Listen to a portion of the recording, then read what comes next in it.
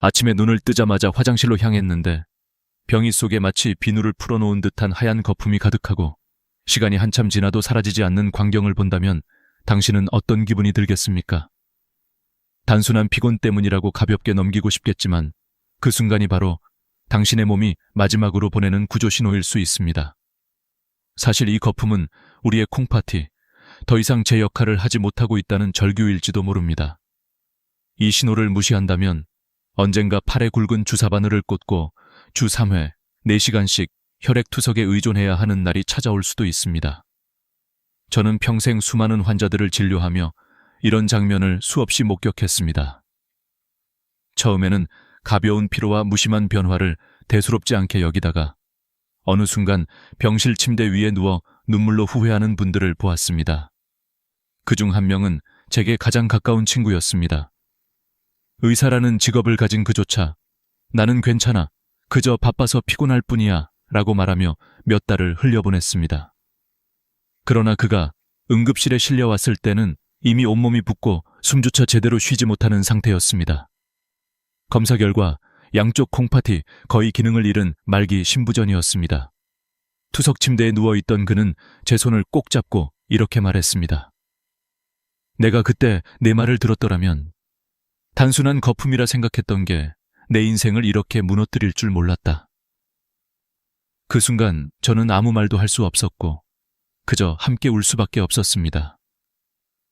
시청자 여러분, 이 이야기가 먼 나라의 비극처럼 들리십니까? 아닙니다.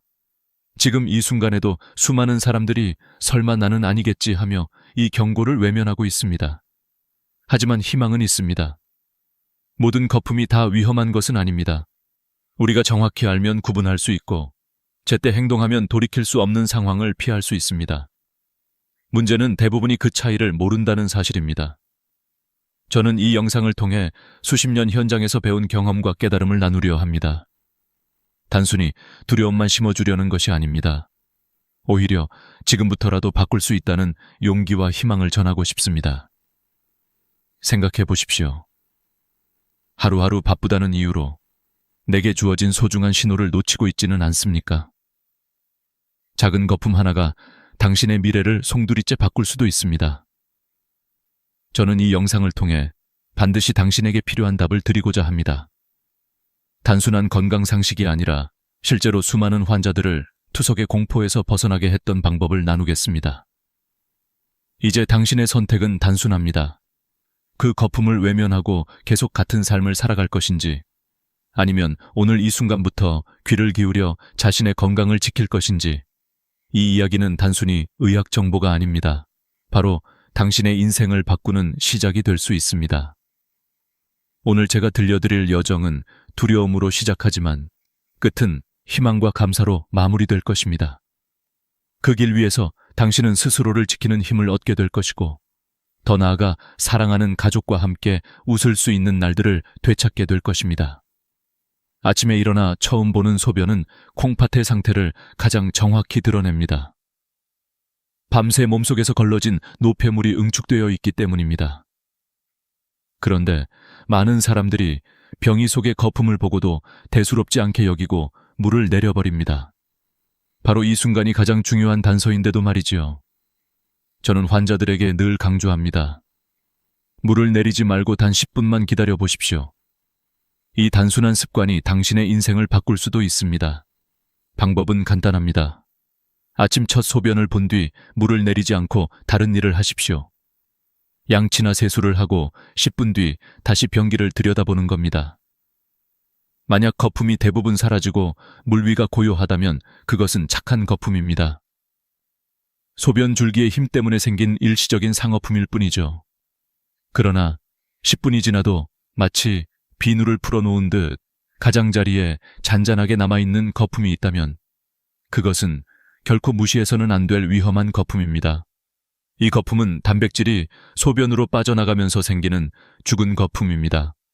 우리의 콩팥은 원래 정수기 필터처럼 수백만 개의 미세한 거름망으로 이루어져 있어 단백질과 혈구 같은 중요한 성분은 잡아두고 노폐물만 배출합니다.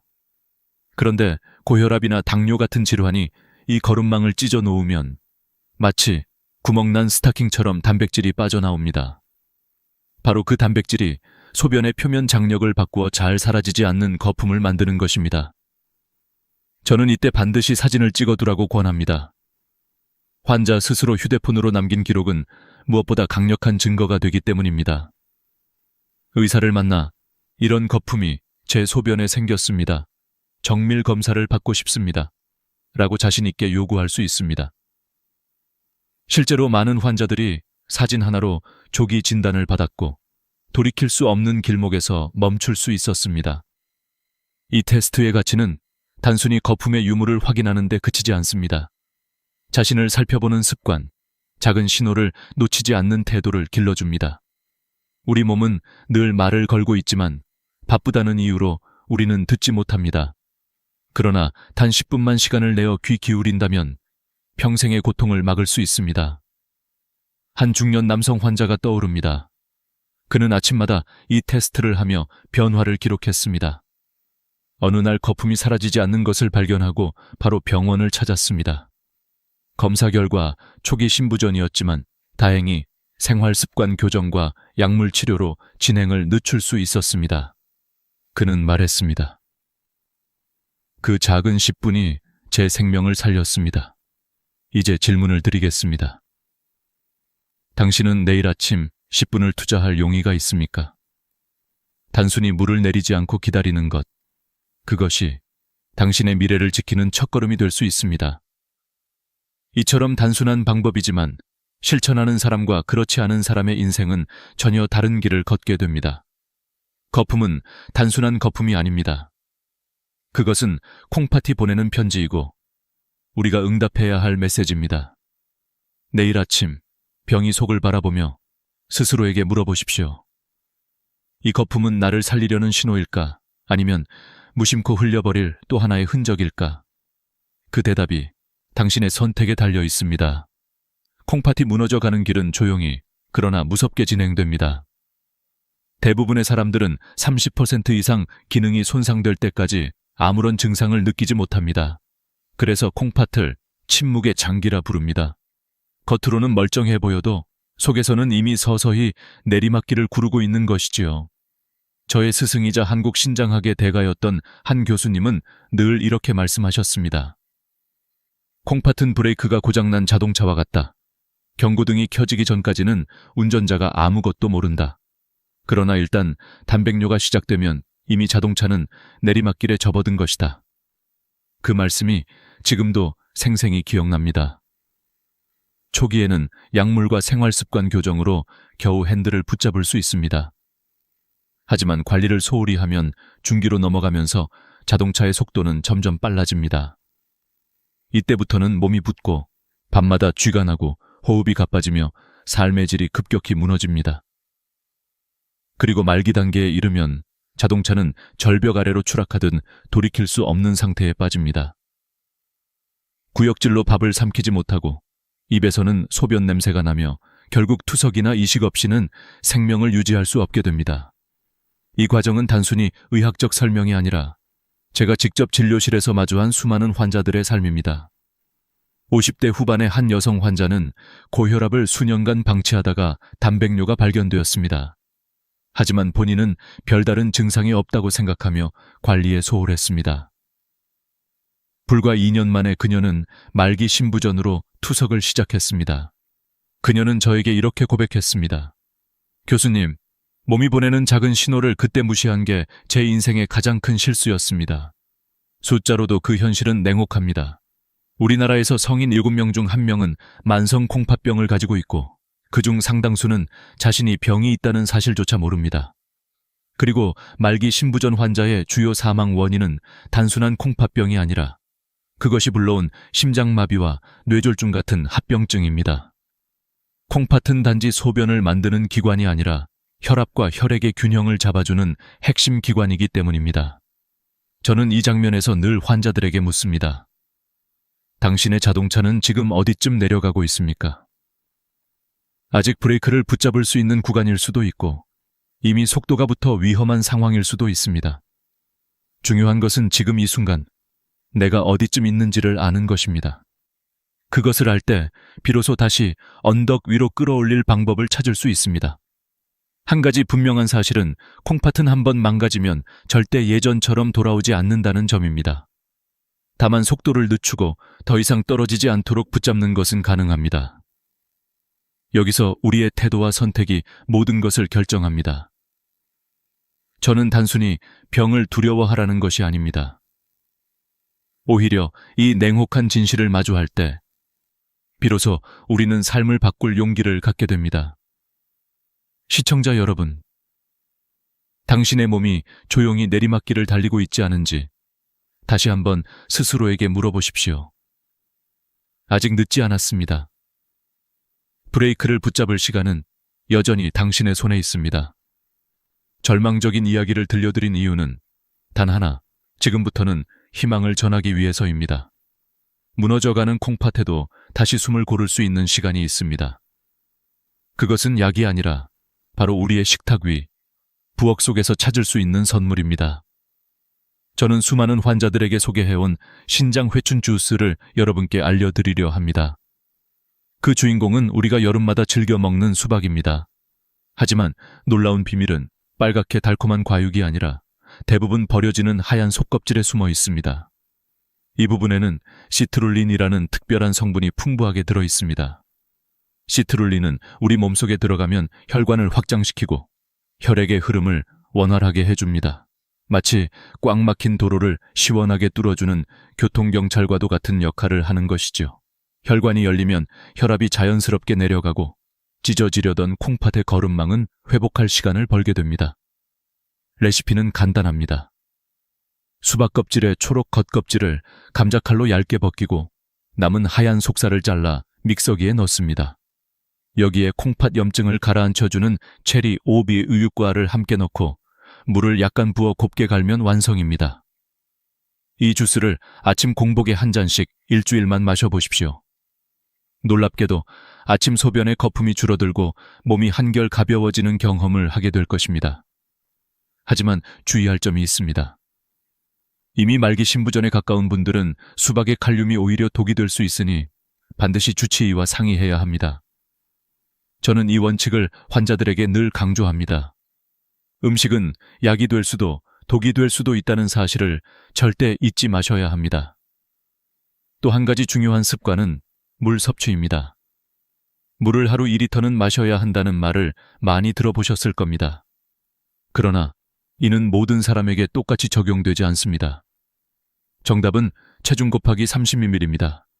예를 들어 60kg이라면 하루 약 1700ml, 즉 2리터보다 약간 적은 양이 적당합니다. 그리고 이 물은 한꺼번에 벌컥벌컥 마시는 것이 아니라 하루 종일 조금씩 나누어 마셔야 콩팥에 부담을 주지 않습니다. 저는 이 생활 습관 하나로 기적처럼 좋아진 환자들을 많이 보았습니다. 고혈압 약을 3가지나 먹어도 조절되지 않던 한 환자는 식단을 바꾸고 아침마다 이 주스를 마신 지 한 달 만에 혈압약을 하나로 줄일 수 있었습니다. 그는 평생 약을 줄일 날이 올 거라 상상도 못했는데 이제 다시 삶의 자신감이 생겼다고 말했습니다. 시청자 여러분, 기적은 멀리 있지 않습니다. 우리가 매일 지나치는 부엌과 냉장고 속에 있습니다. 오늘 제가 말씀드린 주스는 단순한 음료가 아니라 당신의 삶을 바꿀 열쇠일 수 있습니다. 선택은 언제나 당신의 몫입니다. 내일 아침 몸을 무겁게 짓누르는 두려움 대신 한 잔의 희망으로 하루를 시작해 보십시오. 이제 우리가 반드시 기억해야 할 것은 아무리 좋은 음식을 챙겨 먹어도 동시에 콩팥을 갉아먹는 나쁜 습관을 계속 유지한다면 아무 소용이 없다는 사실입니다. 빠진 독에 아무리 맑은 물을 부어봐야 채워지지 않는 것과 같습니다. 저는 환자들에게 늘 말합니다. 콩팥을 지키고 싶다면 먼저 콩팥 도둑을 내쫓으라. 오늘은 3가지 콩팥 도둑을 공개하겠습니다. 첫 번째 도둑은 바로 짠 국물과 찌개입니다. 한국 사람들은 뜨끈한 국물을 마셔야 밥을 먹은 것 같다고 생각합니다. 그러나 그 한 그릇 속에는 소금이 무려 2000미권 이상 들어있을 때가 많습니다. 하루 권장량의 대부분을 단숨에 넘기는 셈이지요. 소금은 콩팥의 섬세한 거름망을 거칠게 긁어내는 자갈과 같습니다. 매일 국물을 들이켜는 것은 콩팥에 매일 돌멩이를 던지는 것과 다름없습니다. 이제는 국물은 밥만, 건더기 위주로 먹는 습관을 들이십시오. 처음엔 밍밍해도 혀는 금세 적응합니다. 두 번째 도둑은 가공식품과 인스턴트 음식입니다. 햄, 소시지, 라면, 과자. 바쁘고 간편해서 자주 찾게 되지만 그 속에는 보이지 않는 인 성분이 가득합니다. 이는 원래 뼈를 구성하는 좋은 성분이지만 과도하게 섭취하면 콩팥에 쌓여 기능을 망가뜨리고 오히려 뼈를 약하게 만듭니다. 장을 볼 때 반드시 성분표를 확인하십시오. 공장에서 만든 편리한 음식 대신 자연 그대로의 재료를 선택하는 것이 콩팥을 살리는 길입니다. 세 번째 도둑은 과도한 단백질입니다. 나이가 들수록 근육을 유지하려면 단백질이 필요합니다. 그러나 이미 콩팥이 약해진 사람에게는 과한 단백질이 치명적 독이 됩니다. 단백질이 소화되면 요산이 생기는데 이것을 걸러내는 곳이 바로 콩팥이기 때문입니다. 지친 콩팥에게 계속 무거운 짐을 지우는 셈입니다. 정답은 체중 1kg당 0.8개. 예를 들어 60kg이라면 하루 약 50끼 적당합니다. 붉은 고기보다는 두부, 콩, 흰살 생선 등 콩팥에 부담이 덜한 단백질을 고르십시오. 이 세 가지를 멀리하면 신장은 비로소 숨을 쉴 수 있습니다. 그리고 여기에 또 하나의 작은 습관을 더한다면 놀라운 변화가 찾아옵니다. 그것이 바로 발목 펌프 운동입니다. 밤마다 화장실을 들락거리느라 잠을 설친 환자에게 저는 약 대신 이 운동을 처방했습니다. 침대에 누워 발목을 몸쪽으로 힘차게 당겼다가 다시 바닥 쪽으로 쭉 뻗는 동작을 반복하는 것. 단 5분이면 충분합니다.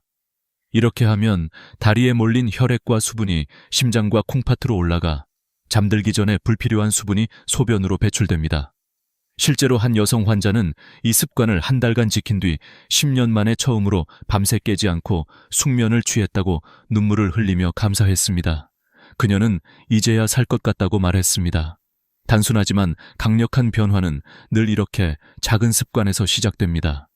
시청자 여러분, 콩팥 도둑셋을 내쫓고 작은 발목 운동을 더 해보십시오. 당신의 밤은 편안해지고 콩팥은 새로운 힘을 얻을 것입니다. 결국 우리의 건강은 거창한 비밀이 아니라 매일 반복되는 습관 속에서 만들어집니다. 오늘 저녁 식탁에서 국물 한 숟갈을 덜어내는 순간 당신의 콩팥은 한숨 돌릴 수 있을 것입니다. 이제 우리는 마지막 여정을 함께하고 있습니다. 그동안 콩팥을 지키는 방법, 피해야 할 습관, 그리고 몸이 보내는 경고 신호까지 이야기했습니다. 그러나 오늘 제가 가장 강조하고 싶은 메시지는 이것입니다. 콩팥 건강은 단순히 소변 문제나 투석 여부에 그치지 않는다는 사실입니다. 콩팥은 우리 몸 전체의 수명과 직결되는 근본입니다. 많은 분들이 고혈압이나 당뇨가 콩팥을 망가뜨린다고만 생각합니다. 맞는 말입니다. 하지만 반대로 콩팥이 망가지면 혈압은 더 오르고 심장과 뇌까지 위협하게 됩니다. 콩팥은 혈압을 조절하는 호르몬을 분비하는데 이 기능이 고장나면 아무리 약을 먹어도 혈압이 잡히지 않습니다. 또한 전해질 균형이 무너지면 부정맥이 생기고 심장이 멈출 수도 있습니다. 실제로 말기 신부전 환자의 주요 사망 원인은 콩팥병 자체가 아니라 합병증인 심장마비와 뇌졸중입니다. 그러므로 콩팥을 지키는 것은 곧 심장과 뇌를 지키는 일입니다. 저는 환자들에게 늘 말합니다. 당신의 콩팥은 당신의 생명, 시계입니다. 그 시계의 태엽이 멈추면 당신의 시간도 멈춥니다. 그렇다면 어떻게 해야 할까요? 답은 어렵지 않습니다. 우리가 이미 이야기한 식단과 습관을 7일간만 실천해 보십시오. 국물 대신 건더기, 가공식품 대신 자연식, 과도한 단백질 대신 균형 잡힌 단백질, 그리고 매일 아침 수박 껍질, 주스 한 잔. 여기에 발목 펌프 운동을 더하면 일주일 후 당신은 몸의 변화를 스스로 느끼게 될 것입니다. 아침 소변에 거품이 줄고 붓기가 빠지고 밤이 편안해질 것입니다. 작은 변화지만 분명한 증거입니다. 그리고 마지막으로 저는 한 가지 비밀을 더 말씀드리고 싶습니다. 그것은 바로 마음가짐입니다. 저는 수많은 환자들을 보며 깨달았습니다. 아무리 좋은 약과 음식을 섭취해도 마음이 불안과 원망으로 가득 차 있으면 병은 쉽게 낫지 않습니다. 반대로 감사와 희망으로 하루를 시작하는 분들은 회복이 훨씬 빠릅니다. 감사하는 마음은 스트레스 호르몬을 줄이고 면역력을 높이는 가장 강력한 치유의 스위치입니다. 그러니 내일 아침 소변을 볼 때 두려움 대신 이렇게 말해 보십시오. 밤새 내 몸을 지켜줘서 고맙다, 내 콩팥아. 그리고 식탁에 앉아 밥을 먹기 전에 잠시 눈을 감고 감사하십시오. 이 작은 습관이 당신이 먹는 한 끼를 진짜 보약으로 바꿔줄 것입니다. 시청자 여러분, 이제 선택은 당신의 몫입니다. 오늘도 무심히 지나칠 것입니까? 아니면 지금부터 행동할 것입니까? 당신의 건강은 병원이 아닌 당신의 부엌에서, 당신의 손끝에서 시작됩니다. 이 영상이 마음에 울림을 주었다면 좋아요와 구독을 눌러주십시오. 그리고 당신이 사랑하는 가족과 친구들에게 꼭 공유해 주십시오. 마지막으로 댓글에 이렇게 다짐해 주십시오. 오늘부터 내 콩팥을 지키겠습니다. 그 약속 하나하나가 모여 더 건강한 사회를 만드는 힘이 될 것입니다. 저는 언제나 이 자리에서 여러분이 투석 없이 스스로의 힘으로 건강하게 살아가시기를 응원하겠습니다.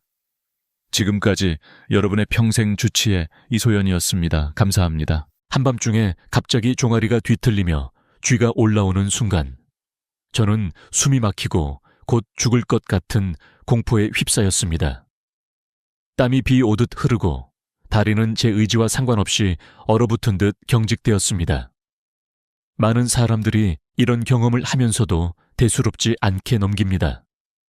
나이 들어 혈액순환이 떨어졌거나 단순한 근육 경련증으로 생각하지요. 그러나 저는 응급실에서 40년 동안 수많은 생사의 갈림길을 지켜보며 깨달았습니다. 이 단순해 보이는 쥐가 때로는 마지막 경고 신호가 되어 우리 생명을 앗아갈 수 있다는 사실을요. 지금 이 순간도 누군가는 그 신호를 무시한 채 고통 속에서 시간을 허비하고 있을지 모릅니다.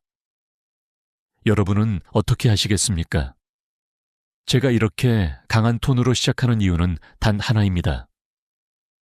이 영상을 끝까지 보셔야만 여러분의 다리가 그리고 여러분의 생명이 안전해질 수 있기 때문입니다.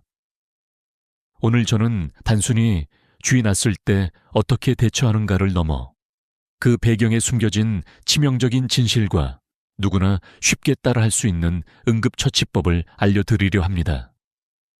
특히 3초만 눌러도 고통이 끊기는 기적의 혈자리까지 공개하겠습니다. 어쩌면 이 단순한 지식이 여러분이나 사랑하는 가족을 살릴 수도 있습니다. 쥐가 난 순간의 고통은 단순한 불편함을 넘어섭니다.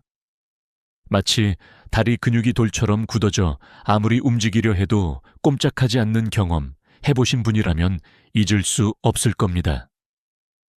그 몇 초에서 몇 분이 영원처럼 길게 느껴지지요. 풀린 뒤에도 근육통이 남아 다시 잠들지 못하는 경우가 많습니다. 이때 대부분은 운동을 좀 과하게 했나 보지, 물을 덜 마셨나 정도로 치부합니다. 물론 그럴 수 있습니다. 그러나 문제는 모든 경우가 그렇게 단순하지 않다는 데 있습니다. 어떤 경우에는 혈관이 막히는 전조, 심장에 이상이 생겼다는 신호, 혹은 신경이 눌리고 있다는 경고일 수도 있습니다. 저는 실제로 그런 환자들을 수없이 보았습니다. 밤중에 갑자기 다리에 쥐가 나면서 함께 숨이 가쁘거나 가슴이 답답해지는 분들이 있습니다. 이럴 때는 단순히 물을 더 마시는 것만으로는 해결되지 않습니다. 심부정맥 혈전증이나 급성동맥 폐쇄 같은 치명적인 질환일 수 있기 때문입니다. 문제는 많은 사람들이 이 사실을 모른다는 것입니다. 조금 지나면 괜찮아지겠지 라는 안일한 생각이 돌이킬 수 없는 비극으로 이어집니다. 그렇기에 저는 오늘 이 자리를 빌려 이 흔하지만 치명적인 신호를 절대로 가볍게 넘기지 말라고 말씀드리고 싶습니다. 한 가지 질문을 드리겠습니다. 만약 오늘 밤 여러분의 다리가 돌처럼 굳으며 극심한 고통이 찾아온다면, 그리고 그 고통이 단순한 근육의 비명이 아니라 몸이 보내는 마지막 경고라면 여러분은 어떻게 하시겠습니까? 모른 척하고 눈을 감으시겠습니까? 아니면 즉시 대응하여 생명을 지키시겠습니까? 이 질문에 답하는 순간 여러분은 이미 선택을 하신 겁니다.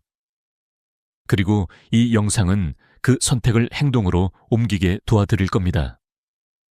제가 40년간 응급실에서 배운 교훈은 간단합니다. 작은 신호일수록 빨리 잡아야 한다. 대수롭지 않아 보이는 증상이 결국 큰 병의 시작이 되는 경우가 너무도 많습니다. 특히 50세에서 80세 사이의 연령대에서는 근육과 혈관, 신경의 노화가 겹쳐지기 때문에 더더욱 경계를 늦추면 안 됩니다. 단순한 다리주의라고 무시했다가 다음날 걷지도 못하는 상태로 응급실에 실려 오는 분들을 저는 여러 번 보았습니다. 여러분은 그들과 같은 길을 걷지 않기를 바랍니다. 이 영상의 시작을 이렇게 강렬하게 열어가는 이유는 단순한 공포심을 심으려는 것이 아닙니다. 오히려 반대입니다. 두려움 속에 숨어있는 희망을 꺼내드리기 위함입니다. 지금부터 말씀드릴 방법들을 알고 준비한다면 여러분은 더 이상 한밤중의 공포에 휘둘리지 않을 수 있습니다. 오히려 그 순간을 제압하고 생명을 지키는 주인이 될 수 있습니다. 그러니 지금부터 눈을 떼지 마십시오. 이 이야기는 단순한 건강 정보가 아니라 여러분의 삶을 바꿀 수도 있는 지식의 무기입니다. 저는 경험을 바탕으로 솔직하게 말씀드리겠습니다. 때로는 예상치 못한 반전과 충격적인 사실을 들으실 수도 있습니다. 그러나 그 모든 것은 여러분을 지키기 위해 꼭 필요한 과정입니다. 마지막까지 따라와 주신다면 오늘 밤부터 여러분의 잠은 완전히 달라질 것입니다. 더 이상 다리에 쥐가 나서 고통에 몸부림치며 잠을 설치는 일은 없을 것입니다. 대신 평화롭고 건강한 밤이 여러분 곁에 머물게 될 것입니다. 자다가 다리에 쥐가 나는 현상, 의학적으로는 야간 다리 경련이라고 부릅니다. 많은 분들이 단순히 근육이 놀라서 일어난 현상으로만 알고 계시지만 실제로는 훨씬 복잡한 배경이 숨어 있습니다. 근육이 내 의지와 상관없이 강하게 수축해버리면서 극심한 통증을 일으키는 이 현상은 몇 초에서 몇 분까지 지속될 수 있고 풀린 후에도 통증이 길게 남는 경우가 많습니다. 중요한 것은 이런 경련이 나이 들면서 더 자주 나타나고 특히 50대에서 80대 사이의 연령층에서 흔하다는 사실입니다. 먼저 대표적인 원인은 과도한 근육 사용입니다. 낮 동안 갑작스럽게 무리한 활동을 하거나 익숙하지 않은 운동을 한 경우 근육이 피로에 지쳐 경련을 일으키기 쉽습니다.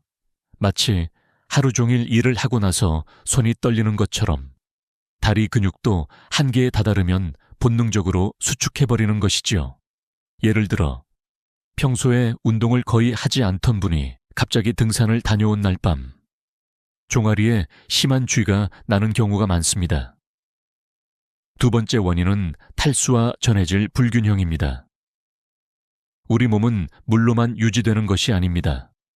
칼륨, 마그네슘, 칼슘 같은 전해질이 근육과 신경의 신호를 전달하는 데 중요한 역할을 합니다. 그런데 땀을 많이 흘리거나 수분을 충분히 섭취하지 않으면 이 균형이 깨지고 결국 근육은 오작동을 일으켜버립니다. 실제로 여름철에 응급실로 실려오는 다리쥐 환자 중 상당수가 탈수로 인한 전해질 부족이 원인이었습니다. 하루에 1.5리터에서 2리터 정도의 물을 마시는 것이 권장되지만 고령층에서는 갈증을 잘 느끼지 못해 물을 적게 마시는 경우가 많습니다. 그래서 나이 들수록 더욱 의식적으로 수분을 보충해야 합니다. 세 번째는 특정 자세의 문제입니다. 오래 앉아서 일을 하거나 오랫동안 같은 자세로 잠을 자는 경우 다리 근육은 지속적으로 긴장 상태에 놓이게 됩니다. 특히 다리를 꼬고 앉는 습관은 혈액순환을 방해하고 근육을 단축시켜 경련을 쉽게 유발합니다. 실제로 사무직으로 장시간 앉아 있는 분들이나 무거운 이불을 덮고 발끝이 아래로 꺾인 자세로 자는 분들에게서 자주 나타납니다. 네 번째는 혈액순환 저하입니다. 나이가 들면 혈관의 탄력이 떨어지고 혈액이 원활히 흐르지 않게 됩니다. 이로 인해 근육에 산소와 영양이 충분히 공급되지 못하고 결국 경련이 발생하는 것입니다. 실제로 말초혈관 질환을 가진 환자들에게서 야간 다리 경련이 흔히 나타납니다. 다섯 번째는 약물의 부작용입니다. 이뇨제, 고지혈증 치료제, 천식 치료제 등 일부 약물은 부작용으로 다리 경련을 일으킬 수 있습니다. 문제는 많은 분들이 약물과 경련의 연관성을 인식하지 못한다는 것입니다. 그래서 약을 먹은 후부터 쥐가 잦아졌다면 반드시 담당 의사나 약사와 상담해야 합니다. 여섯 번째는 노화 자체입니다. 나이가 들수록 근육량이 줄고 신경 기능이 약화됩니다. 특히 70세 이상에서는 근육의 수축과 이완이 원활하지 않아 작은 자극에도 쉽게 쥐가 날 수 있습니다. 실제 연구에 따르면 60세 이상의 인구 중 약 30, 50%가 정기적으로 야간 다리 경련을 경험한다고 보고되었습니다. 여기서 중요한 것은 이런 원인들이 단독으로 작용하기도 하지만 대부분은 복합적으로 얽혀 있다는 점입니다. 예를 들어 70대 어르신이 더운 여름날 운동을 한 뒤 충분한 수분을 보충하지 않고 잠들었을 때 혈액순환 저하와 탈수, 근육 피로가 겹쳐 심각한 경련을 일으키는 시기입니다.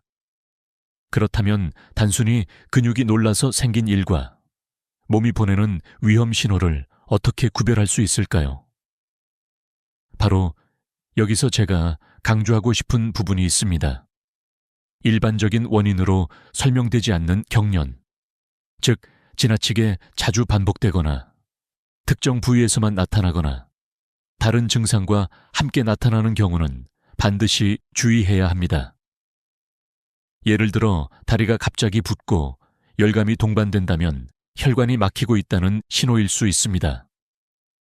또 경련과 함께 가슴 통증이나 호흡 곤란이 나타난다면 심각한 심혈관 질환을 의심해야 합니다.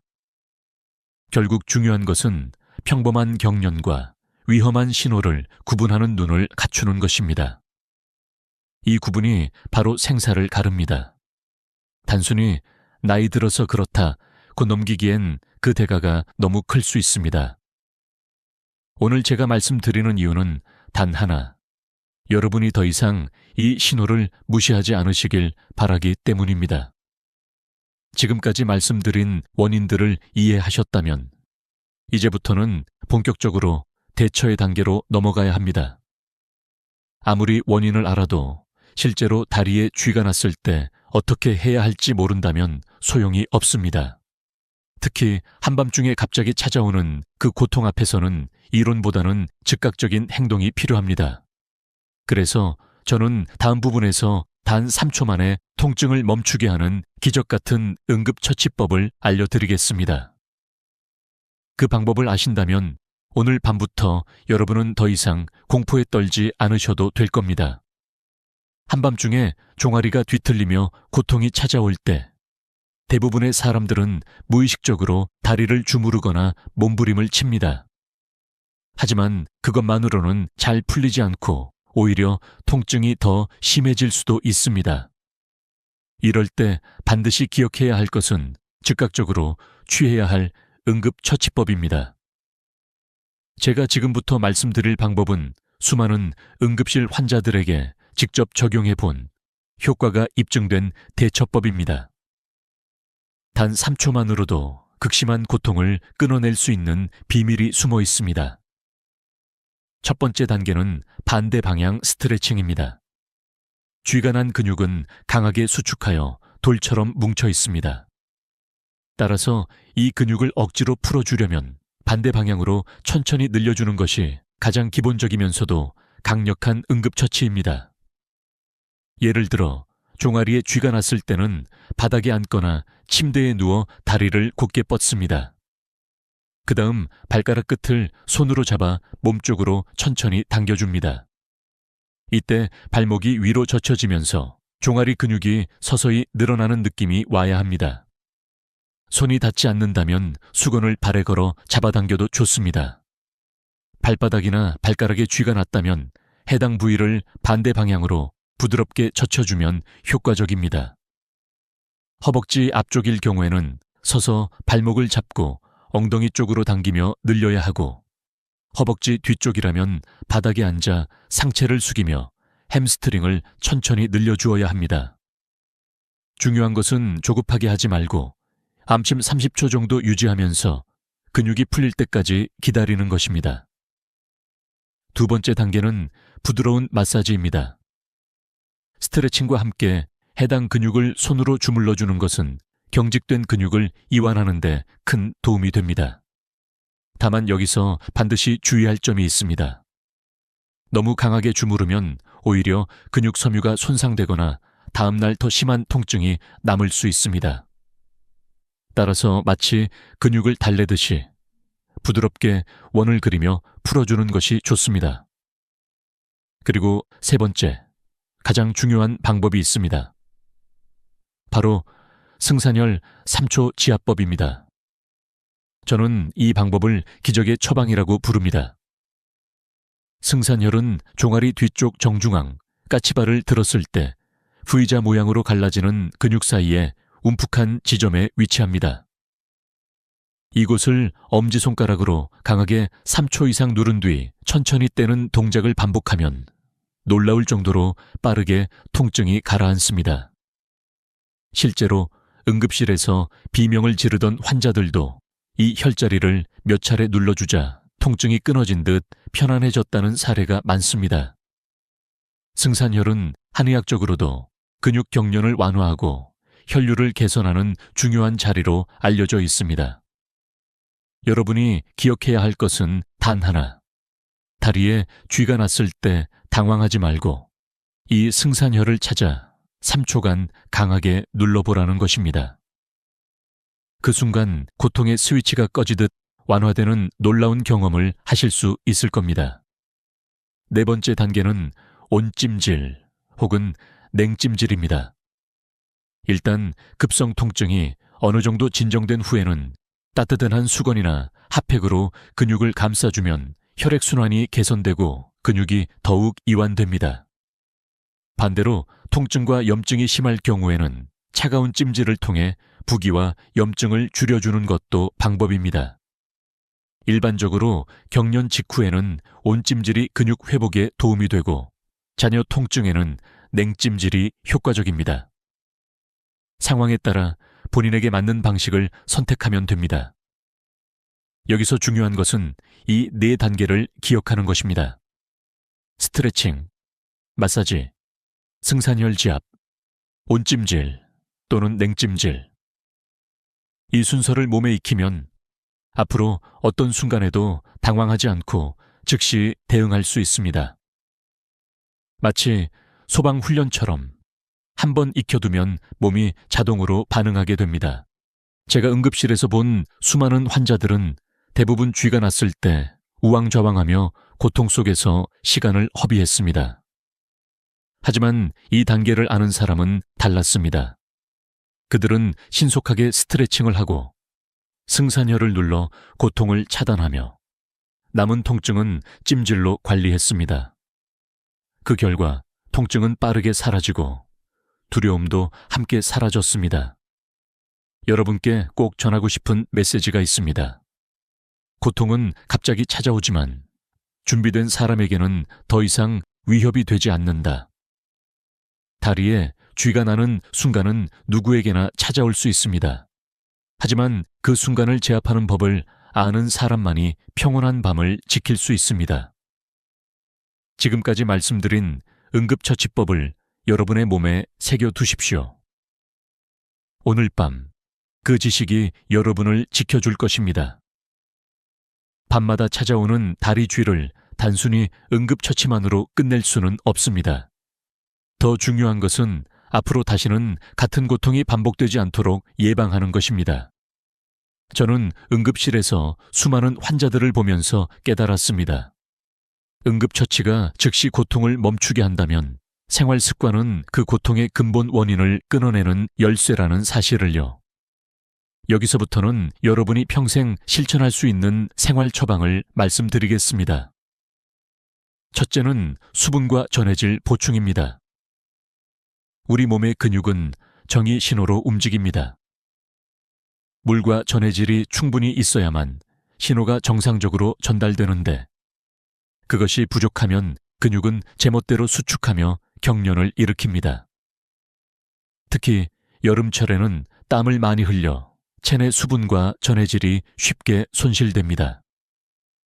고령층에서는 갈증을 잘 느끼지 못하기 때문에 스스로 물을 챙겨 마시지 않는 경우가 많습니다. 하루 1.5-2리터의 물을 의식적으로 섭취하는 것이 필요합니다. 또한 바나나, 시금치, 감자, 토마토처럼 칼륨이 풍부한 식품, 견과류와 녹색 잎채소처럼 마그네슘이 많은 식품, 멸치나 두부, 우유처럼 칼슘이 많은 음식을 골고루 먹는 것이 중요합니다. 단순히 물만 마시는 것이 아니라 몸속 전해질 발전소를 채우는 습관이 필수적입니다. 둘째는 잠들기 전 스트레칭입니다. 단 5분만 투자하면 밤사이 다리 쥐의 공포를 크게 줄일 수 있습니다. 잠자리에 눕기 전에 종아리, 허벅지 앞뒤, 발목과 발가락을 부드럽게 늘려보십시오. 작은 동작이지만 근육을 풀어주고 혈액순환을 촉진하여 밤새 근육이 경직되는 것을 막아줍니다. 실제로 매일 잠들기 전 스트레칭을 꾸준히 한 사람들은 그렇지 않은 사람보다 야간 경련 발생률이 50% 이상 줄어든다는 연구 결과도 있습니다. 셋째는 똑똑한 운동 습관입니다. 규칙적인 운동은 근육을 강하게 만들고 혈액순환을 개선하여 다리 쥐 예방에 효과적입니다. 그러나 갑자기 무리한 운동은 오히려 역효과를 냅니다. 특히 준비 운동이나 마무리 스트레칭 없이 격렬한 운동을 하는 것은 가장 위험한 습관입니다. 중요한 것은 내 몸에 맞는 강도와 꾸준함입니다. 매일 30분 정도의 가벼운 걷기, 자전거 타기, 수영 같은 유산소 운동이 가장 이상적입니다. 넷째는 편안한 수면 환경과 자세입니다. 너무 꽉 끼는 잠옷이나 무거운 이불은 다리의 혈액순환을 방해합니다. 헐렁하고 편안한 옷을 입고 가벼운 이불을 덮는 것이 좋습니다. 또한 발끝이 아래로 향한 자세로 오래 자면 종아리 근육이 단축되어 경련이 잘 일어납니다. 옆으로 눕거나 발밑에 작은 베개를 받쳐 발목이 살짝 위로 젖혀지도록 하면 예방에 도움이 됩니다. 작은 습관의 차이가 큰 변화를 만듭니다. 다섯째는 생활 속에서 혈액순환을 방해하는 습관을 버리는 것입니다. 오랫동안 같은 자세로 앉아 있거나 서 있는 것을 피하고 틈틈이 일어나 스트레칭을 하십시오. 다리를 꼬는 습관은 반드시 고쳐야 합니다. 저녁에는 따뜻한 물로 샤워하거나 족욕을 하여 다리 피로를 풀어주는 것도 큰 도움이 됩니다. 이렇게 하면 근육이 이완되고 혈류가 원활해져 경련 발생을 줄일 수 있습니다. 여섯째는 복용 중인 약물을 점검하는 것입니다. 만약 특정 약을 먹기 시작한 후부터 다리 쥐가 잦아졌다면 반드시 담당 의사와 상담해야 합니다. 이뇨제나 일부 콜레스테롤 약, 천식약은 부작용으로 경련을 일으킬 수 있습니다. 그러나 절대로 임의로 약을 중단해서는 안 됩니다. 전문가와 상의하여 적절한 대안을 찾는 것이 안전한 방법입니다. 이 모든 생활 처방은 결국 예방은 치료보다 강하다는 진리를 다시금 깨닫게 해줍니다. 응급처치로 급한 불을 끄는 것은 중요하지만 그보다 더 큰 가치는 다시는 같은 고통을 겪지 않도록 준비하는 데 있습니다. 이제 저는 여러분께 한 가지 질문을 던지고 싶습니다. 오늘 말씀드린 이 단순한 습관들을 지금 당장 시작하시겠습니까? 아니면 또다시 한밤중의 고통을 경험한 뒤에야 실천하시겠습니까? 선택은 여러분의 몫입니다. 그러나 저는 분명히 말씀드릴 수 있습니다. 지금 당장의 작은 실천이 평생의 평온한 밤을 지켜줄 것이라는 사실을요. 그럼에도 불구하고 우리가 아무리 예방 습관을 지켜도 반드시 기억해야 할 것이 있습니다. 바로 위험 신호입니다. 다리에 쥐가 단순한 근육 경련이 아니라 목숨을 위협하는 질환의 전조일 수 있다는 사실을 아는 것이야말로 진짜 안전망이 됩니다. 저는 응급실에서 수많은 환자들을 보면서 이 구분이 얼마나 중요한지 뼈저리게 느꼈습니다. 첫 번째 위험 신호는 다리가 갑자기 심하게 붓고 열감과 함께 붉게 변하는 경우입니다. 이 증상은 단순한 근육 경련이 아니라 심부정맥 혈전증 DVT일 가능성이 높습니다. 혈관 속에 피떡이 생겨 혈류를 막아버린 상태인데 방치하면 그 혈전이 폐로 이동해 치명적인 폐색전증을 일으킬 수 있습니다. 실제로 저는 50대 남성 환자가 한밤중 종아리 쥐로 응급실에 왔는데 자세히 보니 한쪽 다리가 심하게 붓고 뜨겁게 달아올라 있었습니다. 곧바로 초음파 검사를 했고 결과는 심부정맥 혈전증. 신속히 치료하여 다행히 목숨을 건졌지만 만약 그냥 쥐가 난 거겠지 하고 집에 있었다면 결과는 상상하기조차 두렵습니다. 두 번째는 다리 쥐와 함께 갑작스러운 호흡 곤란이나 가슴 통증, 어지럼증이 동반되는 경우입니다. 이는 심혈관계 이상이나 폐색전증의 전형적인 신호입니다. 한순간 방치하면 생명이 위태로울 수 있습니다. 이런 경우는 단 한순간도 지체하지 말고 배필킥 후에 즉시 신고해야 합니다. 세 번째는 쥐가 풀리지 않고 극심한 통증이 계속되면서 다리가 차갑고 창백해지거나 감각이 사라지는 경우입니다. 맥박조차 잡히지 않는다면 이는 급성동맥 폐쇄일 수 있습니다. 혈관이 완전히 막혀 근육과 조직이 괴사로 향하는 단계이므로 시간을 다투는 응급 상황입니다. 네 번째는 근육 힘이 급격히 떨어지거나 마비 증상이 나타나는 경우입니다. 이는 단순한 근육 피로가 아니라 척추신경 압박 같은 신경계 질환의 신호일 수 있습니다. 실제로 다리에 쥐가 난다고만 생각하고 미루다 병원을 찾은 환자가 척추관 협착증으로 진단된 사례도 많습니다. 다섯 번째는 원인 모를 고열, 오한과 함께 다리 통증과 부종이 나타나는 경우입니다. 이는 감염이나 염증성 질환의 신호일 수 있으며 역시 응급실에서 정밀 검사가 필요합니다. 이런 위험 신호들을 무시하는 것은 스스로의 생명을 걸고 도박을 하는 것과 같습니다. 괜찮아지겠지, 시간이 지나면 나아지겠지 하는 생각은 가장 큰 함정입니다. 제가 본 수많은 환자들 중 일부는 바로 그 안일함 때문에 병을 키워 돌이킬 수 없는 상황에 이르렀습니다. 제가 기억하는 한 사례가 있습니다. 평소 건강에 자신 있던 60대 남성이 있었습니다. 그는 몇 주 동안 밤마다 다리에 쥐가 났지만 대수롭지 않게 넘겼습니다. 그러다 어느 날 밤 통증과 함께 호흡 곤란이 찾아왔고 결국 응급실에 실려왔을 때는 이미 폐색전증으로 위급한 상황이었습니다. 다행히도 신속한 처치로 목숨은 건졌지만 이후 오랫동안 혈액 희석제를 복용해야 했습니다. 그분은 처음 증상을 무시한 것이 가장 큰 실수였다고 후회했습니다. 이처럼 단순히 주위로 치부된 증상 뒤에는 언제든 치명적인 질병이 숨어 있을 수 있습니다. 그렇기 때문에 오늘 제가 드리는 가장 큰 메시지는 위험 신호를 놓치지 마라입니다. 그 신호를 아는 것만으로도 생명을 구할 수 있습니다. 마지막으로 강조하고 싶습니다.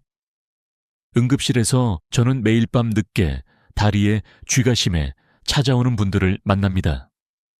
대부분은 다행히 단순 근육 경련으로 확인되지만 간혹 생명을 위협하는 병으로 판명되는 경우도 있습니다. 이 차이를 가르는 것은 단순합니다. 위험 신호를 아느냐, 모르느냐. 여러분은 이제 그 신호들을 알게 되었습니다. 그렇다면 두려워할 필요가 없습니다. 오히려 누구보다 안전한 준비가 된 것입니다. 이제 마지막으로 우리는 이 모든 이야기를 삶의 교훈으로 정리해야 합니다. 응급처치법과 생활습관, 그리고 위험 신호까지 아셨다면 이제 남은 것은 그것을 어떻게 자신의 삶 속에 실천하느냐입니다. 그리고 그 답을 저는 마지막 부분에서 말씀드리겠습니다. 밤마다 다리에 쥐가 나며 몸부림치던 순간 우리는 두려움에 사로잡히고는 합니다. 하지만 이제 여러분은 단순히 공포에 머무르지 않고 지식을 무기로 삼을 수 있게 되었습니다. 지금까지 저는 쥐가 나는 원인과 응급처치법, 생활 속 예방습관, 그리고 절대로 놓쳐서는 안 될 위험 신호까지 모두 말씀드렸습니다. 이제 남은 것은 이 모든 내용을 하나의 교훈으로 정리하고 여러분 삶 속에 녹여내는 일입니다. 삶에서 중요한 것은 반복되는 고통을 두려워하는 것이 아니라 그 고통을 통해 배운 지혜로 자신을 지켜내는 것입니다. 다리 쥐라는 사소해 보이는 신호도 결국 우리 몸이 보내는 경고입니다. 그 경고를 무시하면 위기를 맞이하지만 그 경고를 귀 기울여 듣는다면 생명을 지킬 수 있습니다. 결국 문제는 크고 작음이 아니라 우리가 그것을 어떻게 받아들이느냐에 달려 있습니다. 저는 40년 동안 응급실에서 수많은 환자들을 보았습니다. 어떤 분은 같은 증상을 무시하다 목숨을 잃었고 어떤 분은 작은 변화를 실천해 건강을 지켰습니다. 그 차이는 거창한 치료가 아니라 지금 당장 할 수 있는 작은 실천에서 비롯되었습니다. 물을 조금 더 챙겨 마시는 습관, 잠들기 전 5분의 스트레칭, 그리고 다리가 경련할 때 당황하지 않고 승산혈을 3초간 눌러주는 지식. 이 단순한 행동들이 모여 결국 한 사람의 삶을 지켜낸 것입니다. 여러분께 제가 드리고 싶은 마지막 메시지는 명확합니다. 오늘부터 행동으로 옮기십시오.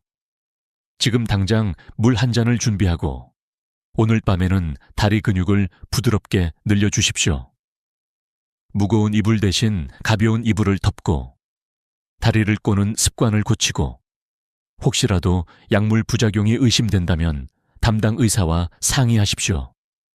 그리고 무엇보다 위험 신호를 기억하십시오. 다리가 붓고 통증이 지속되고 호흡이 가빠지고 가슴이 답답할 때는 절대로 주저하지 말고 119를 부르십시오. 이 단순한 원칙들이 여러분의 생명을 살립니다. 또 하나, 저는 여러분께 더 큰 차원의 교훈을 나누고 싶습니다. 다리에 쥐가 난다는 것은 단순히 근육의 문제가 아닙니다. 그것은 우리 몸이 보내는 작은 비명이며 동시에 우리 삶의 습관을 돌아보라는 메시지입니다. 무심코 지나쳤던 식습관, 운동습관, 수면습관이 결국 우리 건강을 결정합니다. 작은 신호를 귀 기울여 듣는 사람은 병을 예방할 수 있고 무시하는 사람은 큰 대가를 치르게 됩니다. 이는 건강뿐 아니라 삶의 모든 영역에도 적용되는 진리입니다. 오늘 영상을 보신 여러분은 더 이상 무지 속에 있지 않습니다.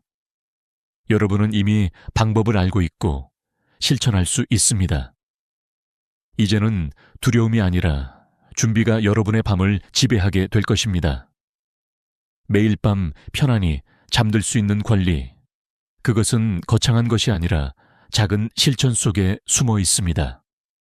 이제 저는 여러분께 마지막 질문을 드리고 싶습니다. 여러분은 이 영상을 단순히 듣고 지나가시겠습니까? 아니면 오늘부터 변화를 시작하시겠습니까? 답은 여러분의 선택 속에 있습니다. 그러나 분명히 말씀드립니다. 오늘부터 작은 실천을 시작하는 그 순간, 여러분의 다리는 더 이상 고통의 사슬에 묶이지 않을 것입니다. 저는 응급의학과 의사로서 여러분의 건강한 다리와 편안한 밤을 언제나 응원하겠습니다. 이 영상이 조금이라도 도움이 되셨다면 구독과 좋아요로 함께해 주십시오.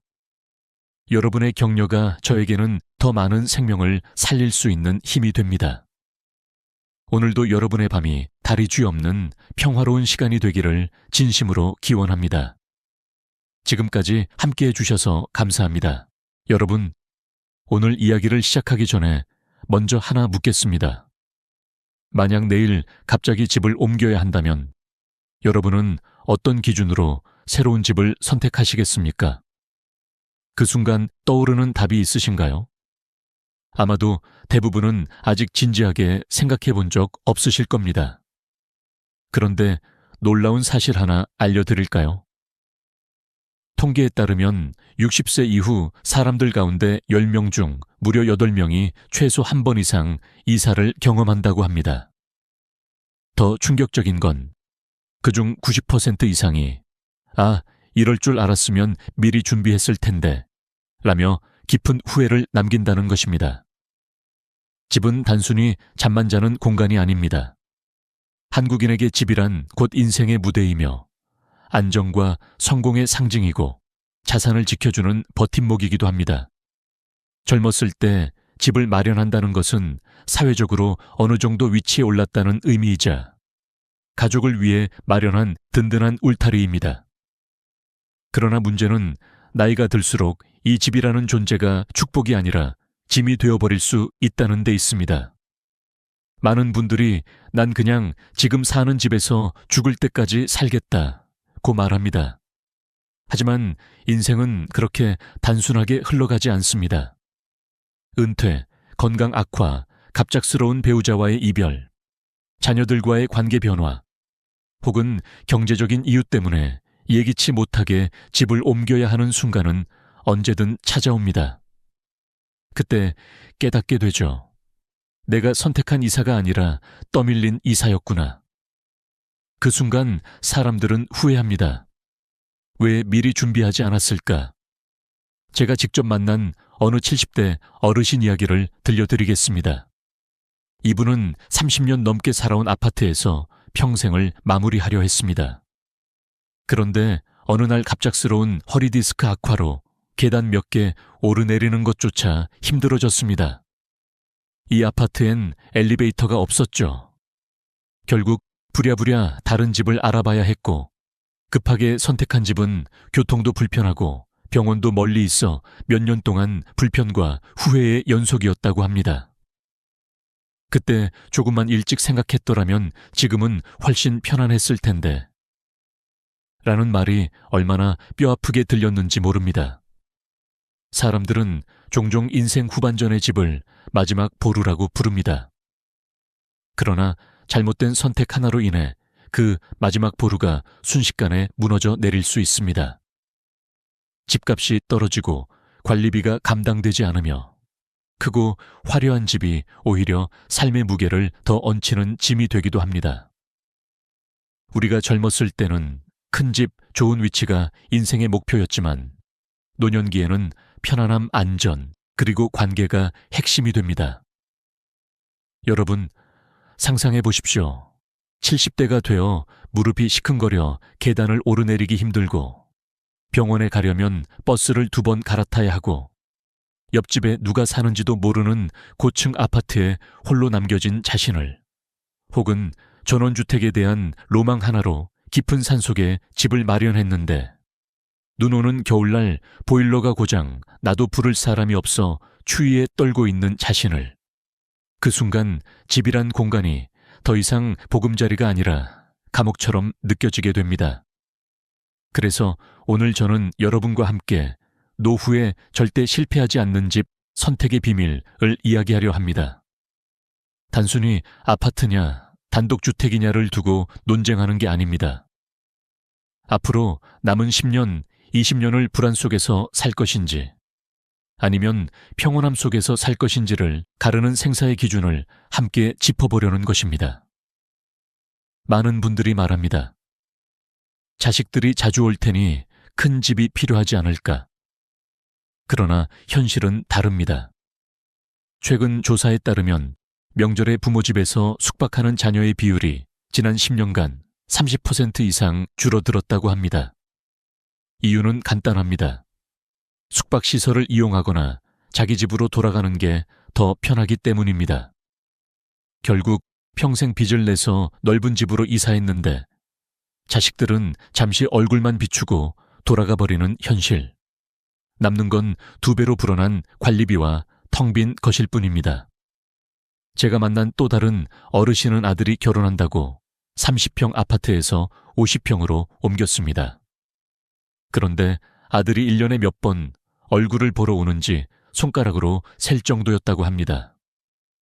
도대체 내가 왜 이렇게 무리했을까라는 말과 함께 매달 나가는 관리비 고지서를 보며 깊은 한숨을 내쉬셨습니다. 이 이야기를 들으며 저는 다시금 깨달았습니다. 노후의 집은 크기가 아니라 내게 얼마나 맞는가가 진짜 기준이라는 것을요. 여기서 중요한 건 단순히 실패 사례를 듣고 두려움에 빠지라는 것이 아닙니다. 오히려 이 이야기들이 우리에게 주는 메시지는 미리 준비하면 절대 후회하지 않는다는 희망입니다. 이 영상에서 다룰 9가지 기준은 실제 사례와 데이터, 전문가의 조언을 바탕으로 정리한 것입니다. 여러분이 지금 50대이든 60대이든 혹은 이미 70대를 넘어섰든 상관없습니다. 지금부터라도 준비한다면 다음 이사는 떠밀린 선택이 아니라 여러분이 주도하는 삶의 마지막 무대가 될 수 있습니다. 그러니 오늘 이 영상을 끝까지 보시길 바랍니다. 영상 마지막에는 지금 당장 활용할 수 있는 상황별 노후 주거 체크리스트도 준비해 두었습니다. 이건 단순한 정보가 아니라 여러분의 인생을 지켜줄 작은 나침반이 될 겁니다. 여러분이 이 영상을 보는 순간 이미 반은 성공한 것입니다. 이제 나머지 반은 행동으로 옮기는 일만 남았습니다. 자, 이제 본격적으로 이야기의 문을 열어보겠습니다. 그리고 그 첫 번째 기준은 우리가 평생 동안 잘못 믿어온 평수의 함정입니다. 여러분, 상상해 보세요. 내일 아침 눈을 떴는데 갑자기 집을 비워야 한다는 연락을 받는다면 여러분은 어떤 기준으로 새 집을 고르시겠습니까? 편안함일까요? 병원과의 거리일까요? 아니면 자식들이 자주 찾아올 수 있는 위치일까요? 지금 머릿속에 떠오르는 그 답이 여러분의 노후를 좌우할 수 있습니다. 놀라운 통계를 하나 말씀드릴게요. 60세 이후 한국인 10명 중 8명이 최소 한 번은 이사를 경험합니다. 그런데 그중 90% 이상이 이렇게 고백합니다. 아, 그때 왜 준비하지 않았을까? 조금만 미리 알았더라면 이렇게 후회하지 않았을 텐데. 여러분, 이 말이 단순한 후회가 아니라 평생 쌓아온 안정을 잃어버린 탄식이라면 어떨까요? 한국인에게 집은 단순한 공간이 아닙니다. 집을 산다는 건 곧 성공을 의미했고 자산을 불려나갈 기회였으며 은퇴 후에도 든든한 버팀목이 될 거라 믿었습니다. 하지만 현실은 어떨까요? 우리가 지켜온 집이 때로는 무거운 짐이 되어 우리를 짓누릅니다. 관리비, 유지비, 병원과의 거리, 계단 몇 개조차 오르내리기 힘든 몸. 이 모든 것이 쌓여 어느 날 갑자기 깨닫게 되는 거죠. 이 집은 이제 더 이상 나를 지켜주지 못한다. 제가 만난 70대 어르신 한 분은 평생을 살던 3층 집에서 마지막을 보내려 했습니다. 그런데 허리 디스크가 악화되면서 계단 오르내리는 것이 고통이 되었고 결국 엘리베이터 없는 집은 감옥이 되고 말았습니다. 부랴부랴 옮긴 새 집은 교통도 불편하고 병원도 멀어 하루하루가 후회의 연속이었다고 합니다. 그분의 말이 아직도 귀에 맴돕니다. 조금만 더 일찍 생각했더라면 지금은 훨씬 행복했을 텐데. 여러분, 이런 상황을 떠올려 보십시오. 무릎이 시큰거려 걷기도 힘든데 가까운 병원조차 없고 자식들은 바쁘다며 명절에도 잠시 얼굴만 비추고 금세 떠나버립니다. 관리비는 2배로 늘어났지만 집안은 텅 비어 쓸쓸합니다. 이 순간 집은 더 이상 안식처가 아니라 외로움과 불안의 상징이 됩니다. 그렇다고 겁을 주려는 건 아닙니다. 오히려 이 이야기가 전해주는 메시지는 단순합니다. 지금부터 준비하면 절대 후회하지 않는다. 노후의 집을 잘 고른 사람들은 오히려 인생의 후반전을 가장 빛나게 살아갑니다. 작은 평수지만 따뜻하고 병원은 걸어서 10분, 복지관에서는 친구와 함께 노래를 부르며 매일이 즐겁습니다. 어떤 분은 이렇게 말했습니다. 큰 집에서 혼자 우울하게 사는 것보다 작은 집에서 웃으며 사는 게 훨씬 행복하다. 여러분, 집은 단순한 벽과 지붕이 아닙니다. 그것은 앞으로 여러분의 20년, 30년을 지탱해 줄 무대입니다. 그 무대를 잘못 고르면 평생 모아온 돈도, 건강도, 마음의 평온도 잃을 수 있습니다. 하지만 올바른 무대를 고르면 남은 인생은 더 이상 두려움이 아니라 새로운 시작이 됩니다. 오늘 이 영상에서 저는 노후의 집 선택 8가지 기준을 알려드릴 겁니다. 그냥 아파트냐, 단독주택이냐 하는 단순한 비교가 아닙니다. 여러분이 70세, 80세가 되었을 때 매일을 평온하게 맞이할 수 있을지 아니면 후회 속에 보내게 될지를 결정짓는 생사의 갈림길입니다. 영상 마지막에는 여러분이 당장 활용할 수 있는 노후 주거 체크리스트도 준비했습니다. 이건 단순한 정보가 아니라 여러분의 인생을 지켜주는 나침반이 될 겁니다. 그러니 지금부터 단 한 줄도 놓치지 마십시오. 왜냐하면 첫 번째 기준부터 이미 여러분의 생각을 완전히 뒤집을 만한 진실이 기다리고 있기 때문입니다. 바로 우리가 평생 속아온 평수의 함정입니다. 여러분, 집 이야기를 할 때 가장 먼저 나오는 말이 뭔지 아시죠? 몇 평이야? 이 질문은 마치 집의 가치와 사람의 신분을 가르는 척도처럼 사용됩니다. 그러나 오늘 저는 이 평수 신불론의 실체를 벗겨내고자 합니다. 노후의 삶에서 큰 집이 반드시 좋은 집은 아닙니다. 오히려 평수에 집착하다가 삶 전체를 무너뜨리는 경우가 얼마나 많은지 아십니까? 국토부가 정한 1인당 적정 주거 기준은 불과 4평입니다. 그렇다면 4인 가족이라도 6평이면 충분하다는 뜻입니다. 그런데 우리 대부분은 30평, 40평 아파트를 당연하게 생각하죠. 계산해 보면 사용하지 않는 인격 공간이 무려 절반 이상입니다. 실제로는 식탁, 침대, 책상, 옷장 같은 최소한의 공간만 내가 온전히 쓰고 있을 뿐 나머지는 짐들이 점령하고 있습니다. 그런데도 우리는 큰 집일수록 사회적 지위가 올라가는 것처럼 착각합니다. 이것이 바로 평수 신불론의 함정입니다. 제가 만난 한 60대 부부는 아들 결혼을 앞두고 30평에서 50평 아파트로 옮겼습니다. 이유는 단순했습니다. 아이들이 손주를 데리고 오면 집이 넓어야 하지 않겠나. 그런데 현실은 달랐습니다. 아들은 1년에 몇 번 얼굴만 비추고 갔고 손주는 아예 집에서 자는 일이 거의 없었습니다. 남은 건 2배로 불어난 관리비와 청소 스트레스뿐이었죠. 그 어르신은 이렇게 말했습니다. 도대체 내가 왜 그랬는지 모르겠어. 이게 다 체면 때문이었어. 실제로 한국보건사회연구원이 발표한 자료에 따르면 최근 10년간 명절에 부모 집에서 숙박하는 자녀 비율은 30% 이상 줄었습니다. 이유는 간단합니다.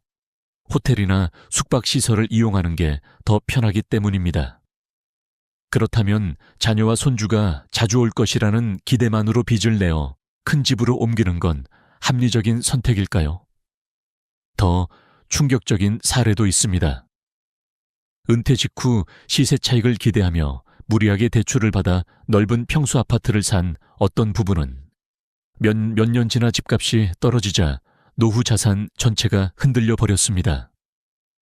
결국 생활비가 부족해 집을 팔려고 했지만 매수자가 없어 발만 동동 구르는 신세가 되었습니다. 전문가들은 말합니다. 노후의 집은 넓히는 게 아니라 줄이는 게 정답이다.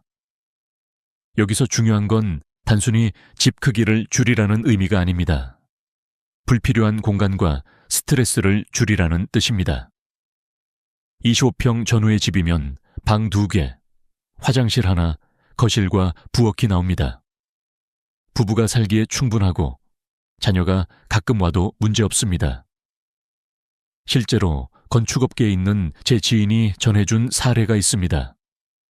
어느 60대 부부가 처음에는 45평 주택을 짓겠다고 찾아왔습니다. 그런데 설계 과정에서 하나하나 물어보니 사실 필요 없는데요 라는 대답이 계속 나왔고 결국 20평으로 줄여 지었습니다. 놀랍게도 그 부부는 나중에 이렇게 말했습니다. 20평에 살아보니 훨씬 아늑하고 관리하기 편해요. 45평으로 지었으면 청소하다 죽었을 거예요. 또한 노년기에는 체력과 건강이 점점 떨어집니다. 넓은 집은 오히려 적이 될 수 있습니다. 청소 유지보수 관리비는 끊임없이 부담을 주고 빈 방은 고독을 증폭시킵니다. 일본의 연구에서는 고령자가 큰 집에 혼자 살 경우 우울증 발병률이 1.8배 높아진다는 결과도 나왔습니다. 집이 넓다고 해서 행복이 넓어지는 것이 아닙니다. 여러분, 지금 당장 자신의 집을 한번 둘러보세요. 실제로 내가 쓰는 공간은 얼마나 될까요? 침대, 의자, 작은 책상, 그게 다 아닙니까? 나머지는 옷가지, 가구, 쓰지 않는 물건들이 차지하고 있을 겁니다. 결국 우리가 넓은 평수를 위해 빚을 내고 스트레스를 받는 건 짐들을 위해서지 나를 위해서가 아닐 수도 있습니다. 한번 스스로에게 질문해 보십시오. 나는 넓은 집에서 살고 있는가? 아니면 짐이 차지한 집 구석에서 웅크리고 있는가? 이 질문에 대한 답이 곧 여러분의 노후 행복을 결정짓습니다. 집은 결코 체면이나 신분의 상징이 되어서는 안 됩니다. 오히려 내 삶을 가볍게 하고 내 마음을 자유롭게 하는 공간이어야 합니다. 그러니 잊지 마세요. 집은 넓히는 것이 아니라 줄이는 것이 행복입니다. 줄인다는 것은 크기를 줄이는 것이 아니라 불필요한 짐과 걱정을 줄이는 것입니다. 25평. 이 평범한 크기가 노후의 삶을 가장 평온하게 만드는 황금 비율입니다. 여러분, 이제 우리는 하나의 중요한 진실을 깨달았습니다. 노후의 넓은 평수집은 오히려 삶을 무너뜨릴 수 있다는 것. 그렇다면 다음으로 우리가 선택해야 할 최적의 위치는 어디일까요? 바로 노년의 강남이라 불리는 곳입니다. 지금부터 그 이야기를 들려드리겠습니다. 여러분, 강남이라고 하면 무엇이 떠오르시나요? 가장 비싸고 가장 화려한 곳, 그리고 성공의 상징이죠. 그런데 제가 지금부터 말씀드릴 노년의 강남은 조금 다릅니다. 바로 복지관 근처입니다. 믿기지 않으신가요? 하지만 이건 단순한 비유가 아닙니다. 실제로 앞으로 한국 사회에서 복지관 주변은 노년층에게 가장 중요한 거주지가 될 것입니다. 먼저 일본의 사례를 보겠습니다. 일본은 이미 초고령 사회로 접어든 나라입니다. 그곳에서는 복지관 주변 집값이 학군 주변보다 더 비쌉니다. 왜냐하면 노인들이 원하는 모든 것이 그곳에 모여 있기 때문입니다. 교육, 돌봄, 건강, 식사, 커뮤니티, 심지어 취미와 여가까지. 그러니 수요가 몰리고 가격이 오르는 것은 당연한 결과입니다. 한국 역시 곧 이 길을 따라가게 될 것입니다. 돈이 많은 분들은 사실 어디에 살든 큰 불편이 없습니다. 백화점 근처에만 살아도 됩니다. 백화점 안에는 문화센터가 있고, 각종 음식점이 있고, 쇼핑도 할 수 있고, 무엇보다 대중교통 인프라가 완벽하게 깔려 있죠.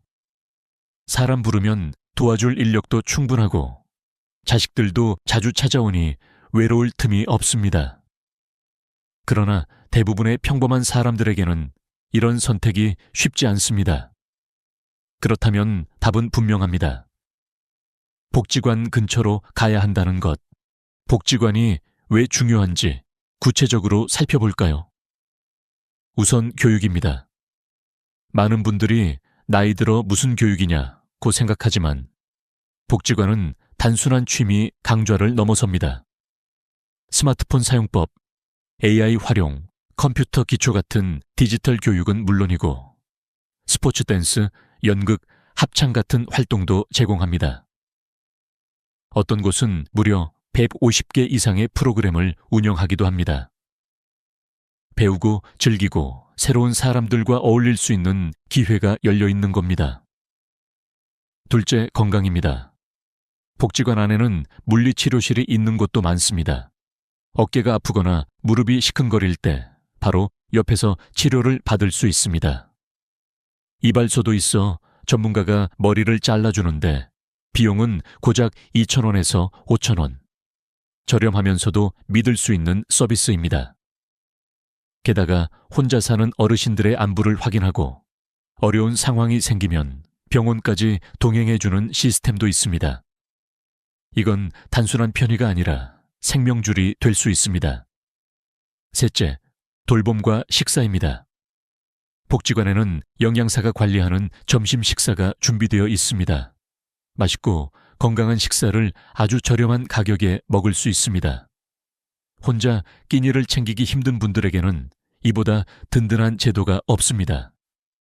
게다가 이런 점심 식사 시간은 단순히 배를 채우는 시간이 아니라 친구와 대화하고 관계를 맺는 소중한 순간이 됩니다. 넷째, 교통과 접근성입니다. 대부분의 복지관은 대중교통이 잘 닿는 곳에 있습니다. 버스 정류장이나 지하철역과 가깝기 때문에 거동이 불편한 어르신도 쉽게 다닐 수 있습니다. 게다가 많은 복지관에서는 자체 셔틀버스를 운영합니다. 집이 조금 떨어져 있어도 크게 문제되지 않습니다. 여러분, 상상해 보세요. 아침에 일어나 복지관으로 걸어가면 친구들과 함께 체조를 하고 점심에는 영양사 식단으로 건강한 식사를 하고 오후에는 스마트폰 강좌나 합창 연습을 듣습니다. 저녁에 집으로 돌아오면 외롭지 않고 내일을 기대할 힘이 생깁니다. 이것이야말로 노후의 강남 아닐까요? 반대로 복지관 하나 없는 동네를 생각해 보십시오. 아는 사람도 없고 배울 곳도 없으며 돌봄이나 의료 접근성도 떨어지는 곳. 몸은 아직 건강할지 몰라도 마음부터 무너집니다. 외로움이 병보다 먼저 찾아오기 때문입니다. 실제로 연구에 따르면 사회적 관계가 단절된 노인은 그렇지 않은 노인보다 사망률이 1.5배 높다고 합니다. 결국 노후의 집을 선택할 때 가장 중요한 위치 조건은 단 하나입니다. 복지관까지 걸어서 1km 이내. 이 조건만 충족해도 삶의 질은 극적으로 달라집니다. 혹시 지금 나는 아직 복지관 갈 나이가 아닌데 라고 생각하셨나요? 맞습니다. 지금은 아닐 수도 있습니다. 하지만 70세, 80세가 되면 결국 가장 많은 시간을 보내게 되는 곳이 바로 복지관입니다. 그렇다면 늦기 전에 준비하는 것이 현명하지 않을까요? 이제 우리는 알게 되었습니다. 노후의 집을 잘 고르려면 강남 아파트가 아니라 복지관 옆 작은 아파트가 답일 수 있다는 것을요. 복지관은 노년의 강남입니다. 이 단순한 진실이 여러분의 노후를 완전히 바꿔놓을 것입니다. 그렇다면 다음으로는 많은 사람들이 꿈꾸지만 실제로는 큰 위험을 안고 있는 집 선택지들을 살펴보겠습니다. 실버타운, 전원주택, 그리고 고층 아파트. 그 화려한 겉모습 뒤에 어떤 함정이 숨어 있는지 함께 확인해 보겠습니다. 실버타운, 전원주택, 고층 아파트. 이름만 들어도 누군가는 저게 바로 내 노후의 꿈이라고 말할지 모릅니다. 하지만 현실은 종종 그 꿈을 산산조각 내곤 합니다. 오늘은 그 화려한 포장 뒤에 감춰진 위험을 하나하나 벗겨보겠습니다. 먼저 실버타운 이야기부터 시작해 보겠습니다. 실버타운은 잘 갖추어진 시설로 유명합니다. 입구엔 경비가 지키고 있고 안에는 간호사가 상주하며 아침 저녁으로 건강을 챙겨줍니다. 식사도 제공되고 운동 프로그램과 문화활동도 있습니다. 겉으로 보기엔 호텔 못지않습니다. 그러나 제가 만난 어떤 분은 이렇게 말씀하셨습니다. 시설은 호텔이었는데 마음은 감옥 같았어요. 왜일까요? 그곳에는 젊은이도 없고 아이도 없었습니다. 다양성 없는 공간은 매일 같은 사람, 같은 대화, 같은 생활 패턴으로 채워집니다. 처음엔 편하다 싶지만 3개월이 지나면 스스로에게 묻게 됩니다. 나는 지금 살고 있는 걸까? 아니면 단지 버티고 있는 걸까? 결국 수천만 원의 입주비를 포기하고 나오는 분들도 많습니다. 편리함이 곧 행복은 아니라는 사실을 보여주는 사례입니다. 다음은 많은 사람들이 로망을 품는 전원주택입니다. 푸른 숲, 새소리, 맑은 공기. 생각만 해도 마음이 설레지 않으신가요? 하지만 전원주택은 현실에서 로망이 아니라 노망이 될 수 있다는 우스갯소리가 있을 정도입니다. 제가 아는 한 지인은 은퇴 후 산 좋고 물 좋은 곳에 그림 같은 집을 지었습니다. 그러나 2년도 채 되지 않아 다시 도시로 돌아왔습니다. 이유는 단순했습니다. 첫째, 끝없는 관리. 잔디를 깎고 배관을 고치고 겨울이면 눈 치우느라 진이 다 빠집니다. 둘째, 이웃과의 갈등. 시골 마을에서는 집성촌 문화가 강해 외부인에게 배타적인 경우가 많습니다. 실제로 마을 행사에 수백만 원의 기부를 요구받거나 공사 차량이 막히는 경우도 있었다고 합니다. 마지막으로 외로움. 밤마다 들려오는 바람소리에 불안해 잠 못 이루고 아플 때 도움을 청할 곳도 없습니다. 결국 친구는 이렇게 말했습니다. 나는 자연인이 되고 싶어 시골로 갔지만 끝내 다시 도시로 돌아올 수밖에 없었어. 전원주택은 로망이 될 수도 있지만 철저한 준비 없이는 감옥이 될 수 있습니다. 세 번째는 고층 아파트입니다. 많은 분들이 전망과 쾌적함 때문에 선호합니다. 하지만 고층에는 치명적인 약점이 있습니다. 바로 엘리베이터 고장입니다. 나이가 들어 무릎과 허리가 약해졌을 때 계단을 오르내린다는 건 상상조차 힘든 일입니다. 한번 고장이 나면 그 순간 집은 철창 없는 감옥이 됩니다. 또 어떤 분들은 고층에서 오는 심리적 불안감을 호소합니다. 아득한 높이에서 느껴지는 두려움, 바람소리와 이명 증상까지 겹치면 편안해야 할 집이 오히려 불안의 원인이 됩니다. 게다가 지진이나 화재 같은 재난 상황에서 고층은 더 큰 위험에 노출됩니다. 물론 고층 아파트에서 행복하게 사는 분들도 있습니다. 하지만 노후를 생각한다면 반드시 현실적인 불편과 위험을 먼저 고려해야 합니다. 여기서 중요한 건 제가 이 세 가지를 무조건 피하라고 말씀드리는 게 아니라는 겁니다. 실버타운이든 전원주택이든 고층 아파트든 충분히 잘 준비하고 본인 성향에 맞는 선택이라면 문제없습니다. 그러나 단순히 멋있어 보인다, 남들이 좋다더라는 이유만으로 결정한다면 후회는 불보듯 뻔합니다. 실제로 일본의 한 아파트 단지는 4천여 명이 거주하고 있는데 지난 12년간 단 한 건의 고독사도 발생하지 않았습니다. 비결은 간단했습니다. 주민들이 스스로 180여 개의 소모임을 만들어 교류했기 때문입니다. 꽃꽂이, 서예, 합창단, 동네 신문 만들기 등 다양한 활동이 이어지면서 매일이 축제가 되었습니다. 결국 중요한 건 집의 형태가 아니라 사람과 관계가 있는가입니다. 노후의 집을 선택할 때 우리는 흔히 건물 외관이나 크기에 눈이 멀곤 합니다. 그러나 진짜 중요한 건 그 집이 나를 살게 하는가 아니면 나를 가두는가입니다. 편리해 보이지만 내 마음을 메마르게 한다면 그 집은 호텔이 아니라 감옥일 수 있습니다. 아름다워 보이지만 외로움만 키운다면 전원주택은 보금자리가 아니라 무덤일 수 있습니다. 그러니 여러분, 다음에 집을 선택할 때는 반드시 이렇게 물어보십시오. 이 집에서 나는 살아갈 수 있는가? 아니면 단지 버틸 뿐인가? 이제 우리는 알게 되었습니다. 노후의 집 선택에서 가장 위험한 3가지. 실버타운, 전원주택, 고층 아파트. 이 화려한 선택지가 오히려 함정이 될 수 있다는 사실을요.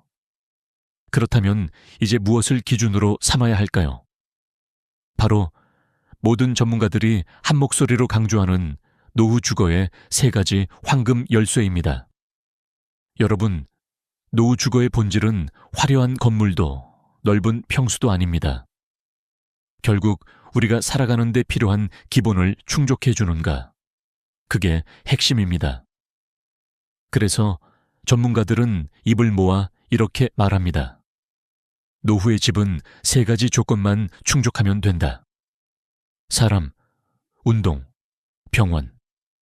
이 3가지가 노후 삶의 질을 결정하는 황금 열쇠입니다. 첫째는 사람입니다. 인간은 사회적 동물입니다. 혼자 살 수 있을 것 같지만 실제로는 곁에 누군가 있다는 사실만으로도 마음이 크게 달라집니다. 이웃은 단순히 같은 건물에 사는 사람이 아니라 위급할 때 도움을 청할 수 있는 생명선이 되기도 합니다.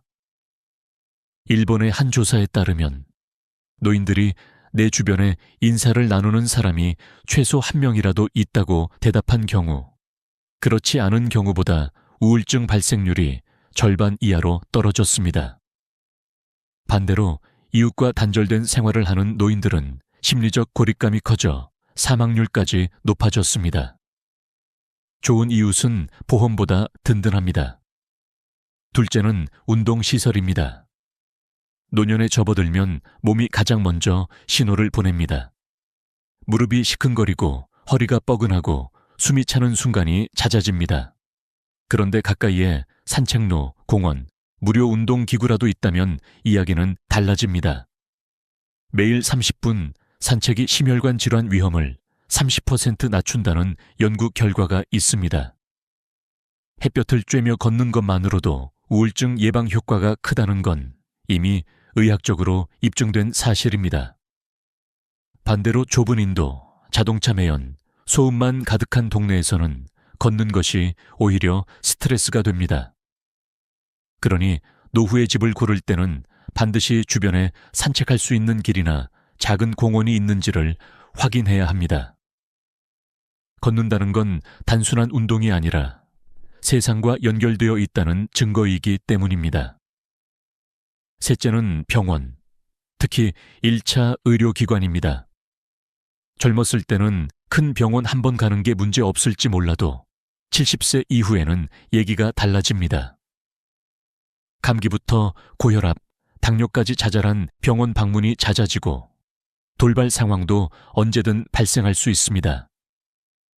중요한 기준은 단순합니다. 집에서 병원까지 30분 이내.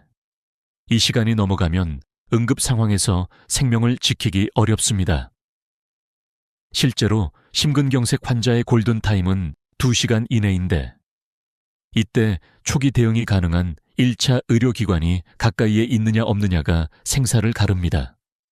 그렇다고 꼭 대형 병원이 집 앞에 있어야 하는 건 아닙니다. 동네 가정의학과, 내과, 이비인후과가 근처에 있는 것만으로도 충분합니다. 이곳에서 진단을 받고 필요하면 큰 병원으로 의뢰받는 체계가 중요합니다. 제가 만난 어느 70대 여성은 이렇게 말씀하셨습니다. 예전에는 강남 큰 아파트가 부러웠는데 지금은 걸어서 10분 거리에 병원 있고 공원 있는 우리 집이 세상에서 제일 좋은 집이야. 이 짧은 고백이 노후의 진실을 말해줍니다. 화려한 건물보다 중요한 건 결국 생활의 편리와 안전입니다. 또 한 가지, 이 세 가지 조건은 서로 연결되어 있습니다. 이웃이 있으면 운동도 같이 할 수 있고, 운동하다가 아프면 병원까지 같이 가줍니다. 병원 근처에 사람이 모이고, 복지관 주변에는 운동시설도 있습니다. 결국 노후에 좋은 집이란 이 세 가지 조건이 동시에 작동하는 곳입니다. 여러분, 집을 고를 때 인테리어나 평수만 보지 마십시오. 문을 나서서 10분 안에 만날 수 있는 사람, 걸을 수 있는 길, 들어갈 수 있는 병원이 있는지를 보셔야 합니다. 그것이야말로 노후 주거의 3대 황금 열쇠입니다. 이제 우리는 노후의 집에서 반드시 필요한 세 가지를 알게 되었습니다. 사람, 운동, 병원. 이 단순한 세 가지가 노후를 건강하고 풍요롭게 만듭니다. 그렇다면 마지막으로 남은 질문은 이것입니다. 노후의 집 선택, 궁극적으로 우리에게 어떤 교훈을 주는가? 바로 지금부터 그 마지막 이야기를 들려드리겠습니다. 여러분, 지금까지 우리는 노후의 집 선택에 필요한 여러 기준을 함께 살펴봤습니다. 평수의 함정에서 벗어나야 한다는 사실, 노년의 강남이 다름 아닌 복지관 근처라는 점, 그리고 화려해 보이는 실버타운이나 전원주택, 고층 아파트가 때로는 함정이 될 수 있다는 현실.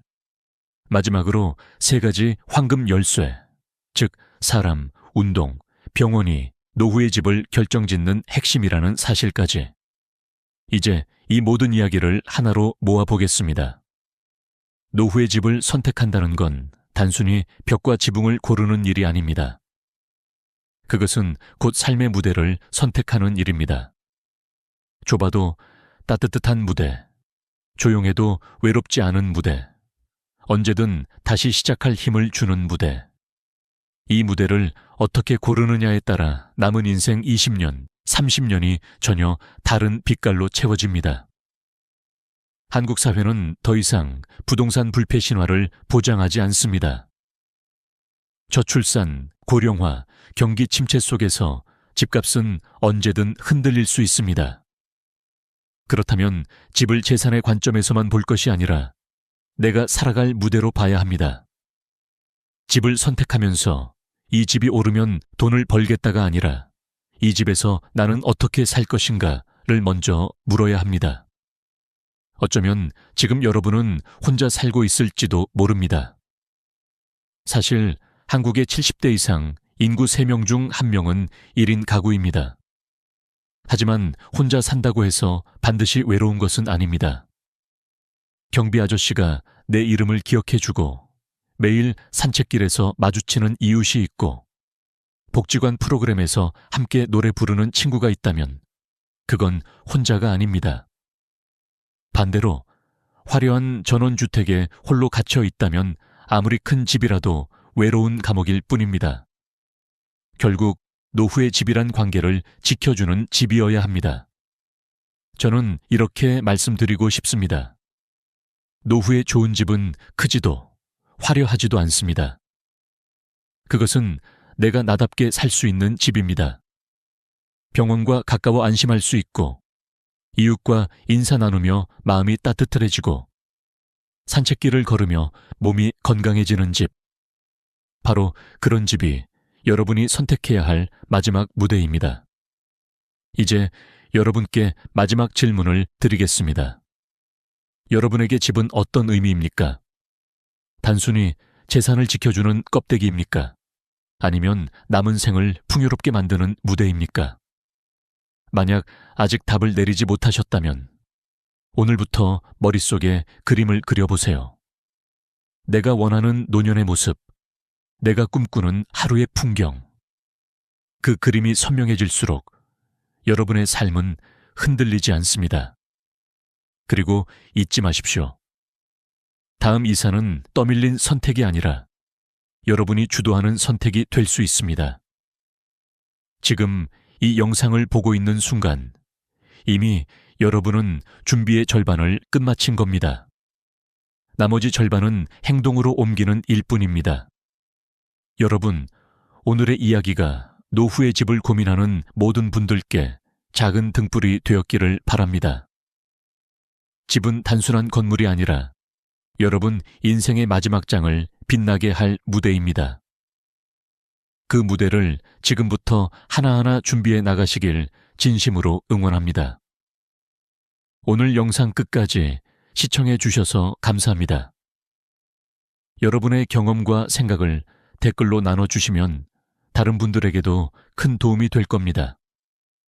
그리고 앞으로도 이런 소중한 이야기를 놓치고 싶지 않으시다면 꼭 구독과 좋아요 눌러주시길 부탁드립니다. 여러분의 노년이 황금빛으로 물들어가길 진심으로 기원합니다.